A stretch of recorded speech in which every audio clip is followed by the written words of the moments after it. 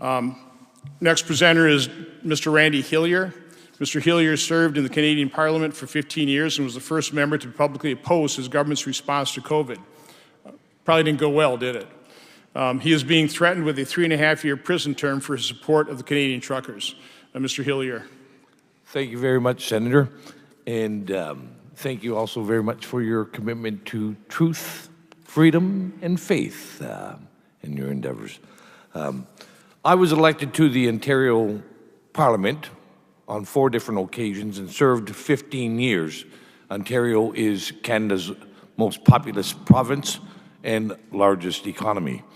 On March 26, 2020, I became the first elected representative in any Canadian Parliament to publicly oppose the state of emergency and the lockdowns, and then the mandatory masks and mandatory jabs. The police in Ontario charged me 25 times for not abiding by the mandates and hosting no more lockdown rallies across the province. 20 charges have been withdrawn. I still have 5 of those yet to win. I have also been charged with 9 criminal offenses for being in and advocating for the Freedom Truckers convoy in Ottawa, February 2022. The Crown Attorney is seeking a 3.5-year prison sentence for my words of encouragement at the truckers convoy. Senator, today we're under and democracy is under these bright lights here in this room for all to see, and thank you. But there is much more to government that is not under the bright lights. There is a dark side to all governments. This investigative committee is seeking answers to what did they hide. It would be a much shorter committee if it was what did they not hide. However, I'll provide one short firsthand story that reveals what the political leadership in Ontario hid from everyone's view. And I believe it was neither unique nor confined to Ontario, but ubiquitous throughout the Western world, including here in the USA. During the last week of April in 2020, my position opposing the government's preposterous and outrageous mandates were well known to everyone and to all my colleagues. I knew at the time there was about a dozen other legislators who shared my views, but not one of them would be public about their position. Although I was no longer in the government caucus and I had declared myself to be an independent member of the legislature, one day I was approached by 4 senior staff members from the Premier's office. The Premier would be akin to a state governor here in the United States. They had a singular question they wanted to discuss with me, as they knew that I would give them an honest answer. And the question was, and we did this quietly and discreetly, not underneath the bright lights of democracy, but they did want an honest answer, and the question was, Randy, how do we get out of this mess? They knew that the virus and its harm and its lethality was highly exaggerated. They knew that the state of emergency was entirely unnecessary and harmful. They knew that the lockdowns were exceptionally harmful.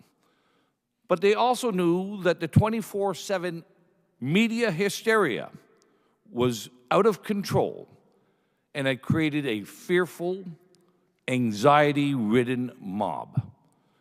They also knew that the Premier's closest, most influential advisors were lobbyists for pharma and tech, and that they saw the pandemic through a very, very profitable lens for themselves and for their clients.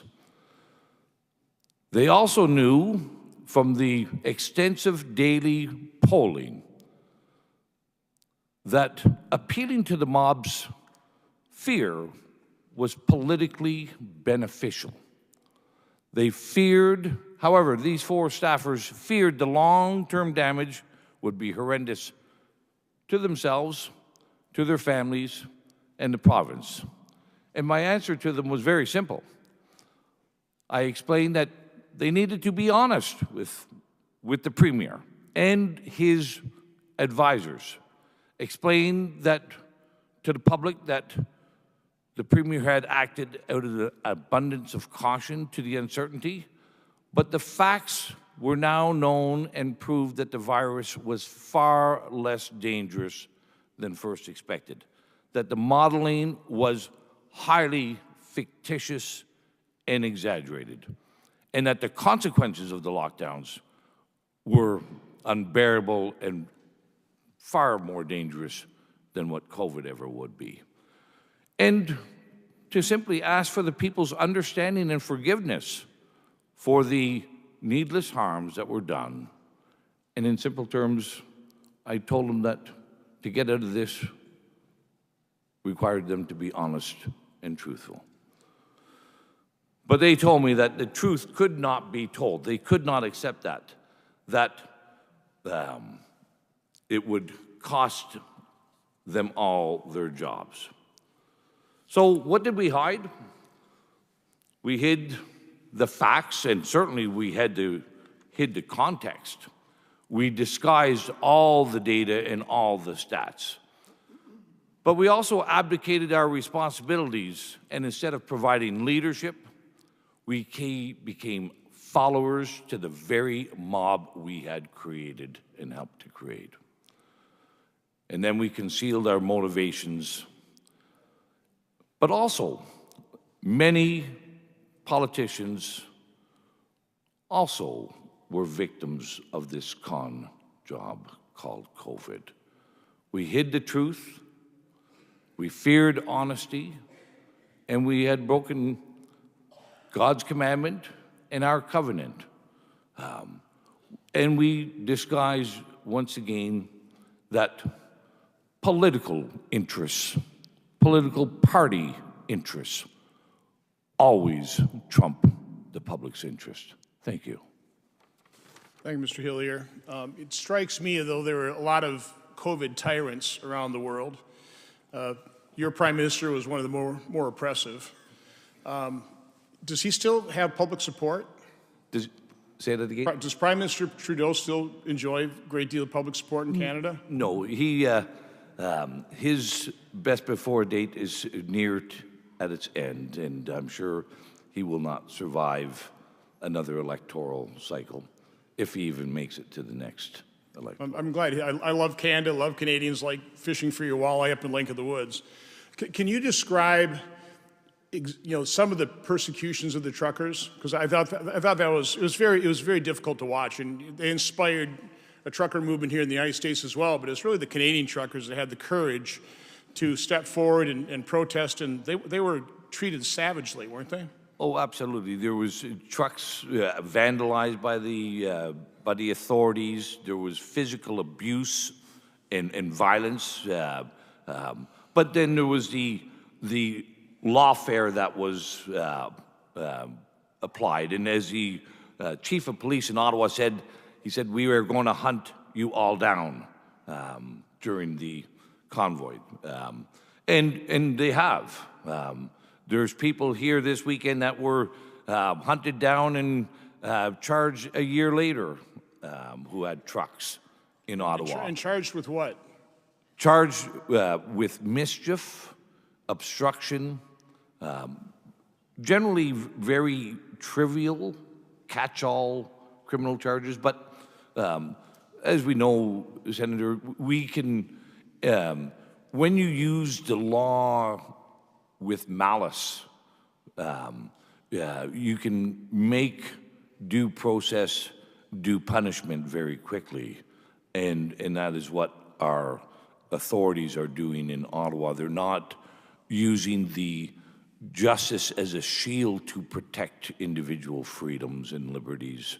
They're using it as a weapon to destroy people's liberties. Did they seize bank accounts, shut down credit cards, that type of thing? Many people had their bank accounts frozen, their credit card accounts eliminated, mortgage accounts revoked. Many people were put in exceptionally dire financial straits for being at the Freedom Convoy.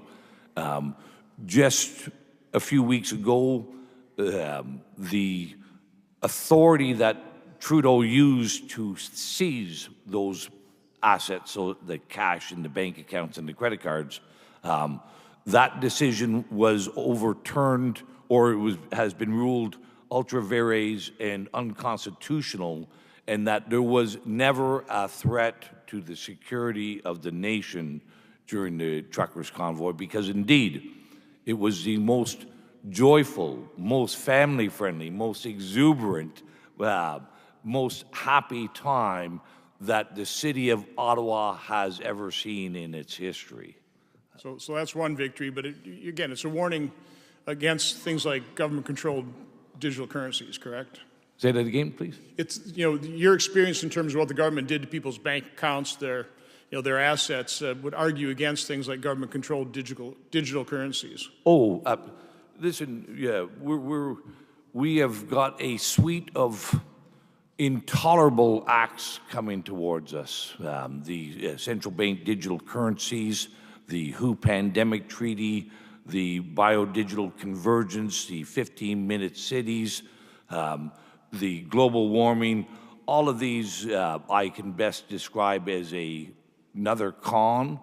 And 250 years ago, the American colonials saw a whole bunch of coercive, intolerable acts perpetrated by authorities, and they stood up and rebelled.